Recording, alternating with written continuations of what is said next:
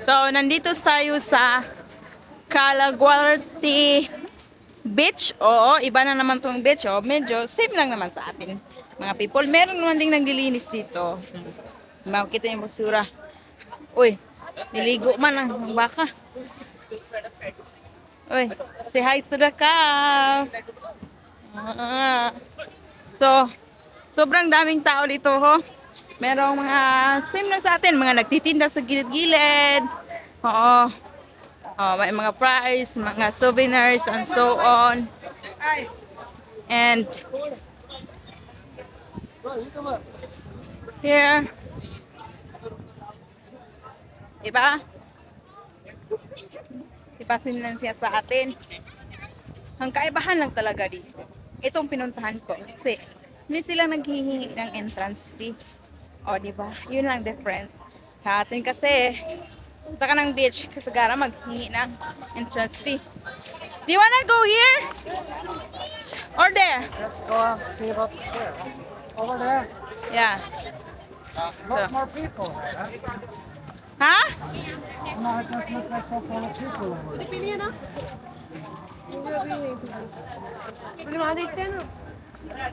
Oh, but There's more people here, huh? yeah. But no much not so good like the Baga Beach cause no sitting. But I'm not really interested in that. We just go up and sit outside there. There, oh, then down there he's sitting. In the end. See? You wanna sit over I Love Goa? Yeah? Yeah, you can't see anything from there, but that's fine. Not the Alabgua, a lot of huts in there. Okay.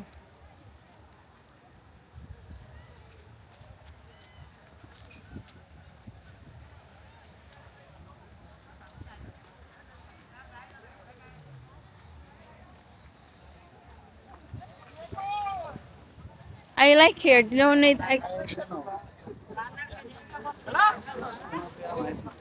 Why? Well, it's not gonna be possible to get the toilet. There's gonna be full of people over there. There, for sitting down there. Yep. You have restaurants, so you have toilet there.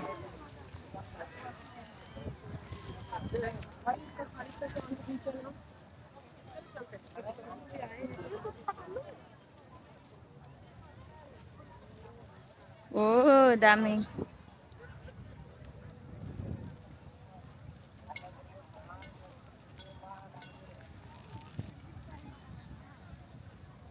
Mm. I love Goa.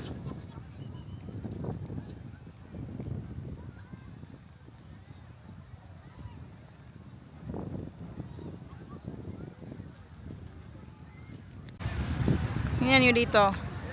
Mga tao. Laki kasi ng ano nila dito, dagat.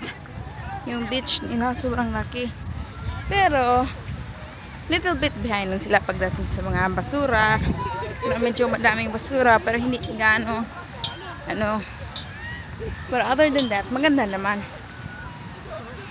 Oh? Dito. There, a lot of umbrellas. Pero amaze ako sa mga aso nila dito kasi alagang-alaga. Kahit stray dog lang to, alagang-alaga. There, they have toilet. It's same as the place.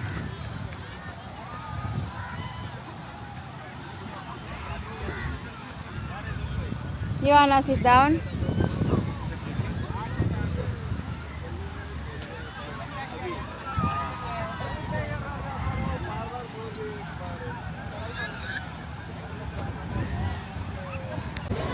Naglalaro na si Liam, hindi pwedeng mag-swimming dahil sobrang, usually dito talaga, hindi ka pwedeng mag-pictorial, mag-swimming talaga dito kasi so sobra talagang lakas ng alon dito everyday. Oh, meron. Ganyan kalaki pala yung beach nila na pwede kang yung mga emergency sasakyan nandito. Diba? Get that before it fly. So, tingnan nyo. Maraming mga activities. Lakas ng alon, di ba? Sobrang lakas. So, Mag-iingat talaga. Yung mga nililigo dyan, mag-iingat talaga. Paano ba ito i-down to camera? Oh, di ba? May mga flag, minamarkahan nilang yan. Kung safe maligo, ganon.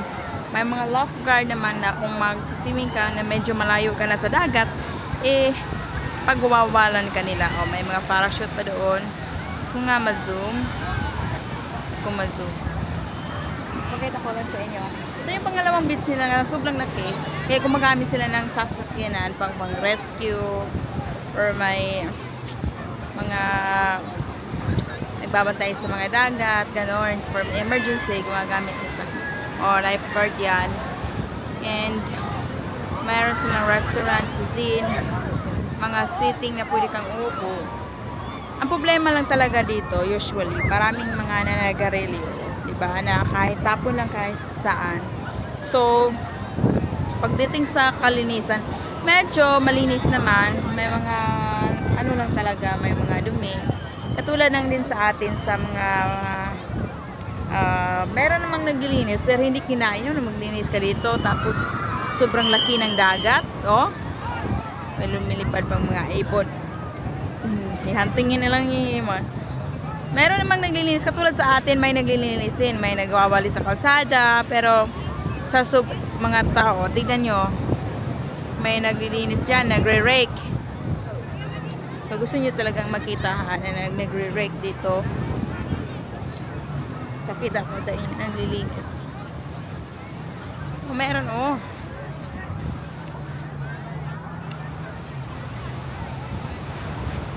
Diba? Merong naglilinis. Naglilinis sila, nagre-rake.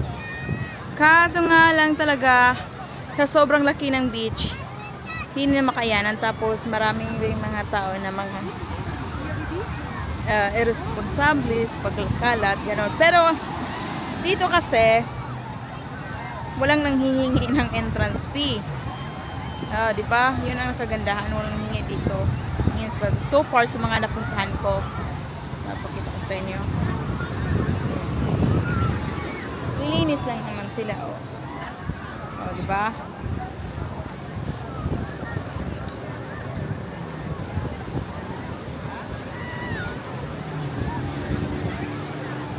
Kaya, sa mga nagsasabing, katulad na nasa sa atin, sa Pinas nga, mayroon tayong Boracay, di ba? Pero nga lang, sa Boracay, sobrang mahal, tough. May maraming mga, malinis naman din. Katulad ng dito, may mga dagat din dito na sobrang malinis din. No, same lang sa Pilipinas, di ba? May mga taong responsible sa pagdating sa basura nila, hindi tapon kahit saan. May mga taong irresponsible din sa mga basura nila. Little bit behind lang sila dito pagdating sa mga kalinisan. But other than that, very sila dito. Ang mga tao, kakaiba sa mga, alam ko maraming sa inyo nagsasabi na mga bastos sila, mga Indian, mga bastos, yung mga lalaki ng Indian, mga bastos, gano'n. Pero, nung nagpunta talaga, kung tinatry ko talaga na sumayaw sa isang desko, kung mang bastos pa talaga sila. Nawala si Axel, Hindi naman sila gano'n. In fact nga, tinatanungin kanila kung ito ka pa ba, and hindi nga sila yung hawak lang kahawak sa'yo, shake lang sa'yo. Dumidistansya din sila. Mabait sila. Unlike sa mga nadidinig natin sa mga Indiano, mag-send ng mga video, mag-send ng mga tatawag, kakaiba pag pupunta ka talaga dito sa India. Kakaiba yung expectation versus in reality. No, mabait talaga ng mga tao dito. Diba? Wala akong makasabi. Katulad, pero ang mostly hindi maganda dito pagdating talaga sa taxi. Kasi tulad ng sa atin, maraming scam talaga. Pagdating sa taxi talaga, dyan ka talaga iipitin.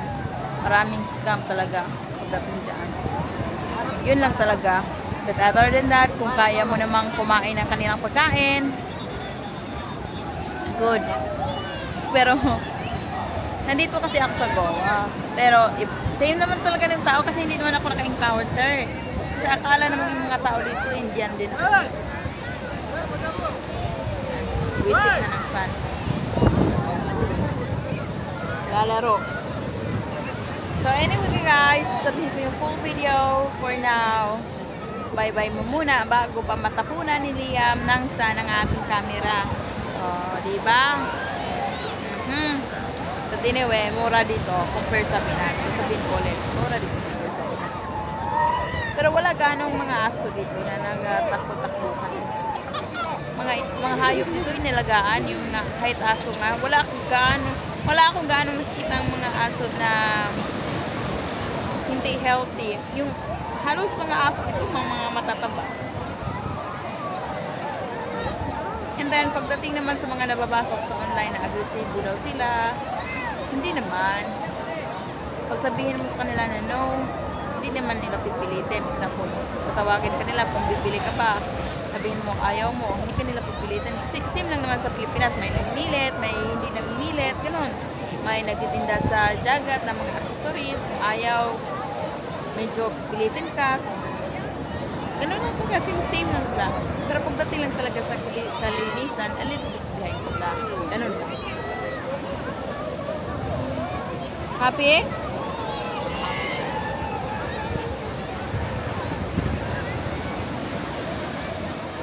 Ganda dito ng mga banana boat kasi sobrang maganda ng alon.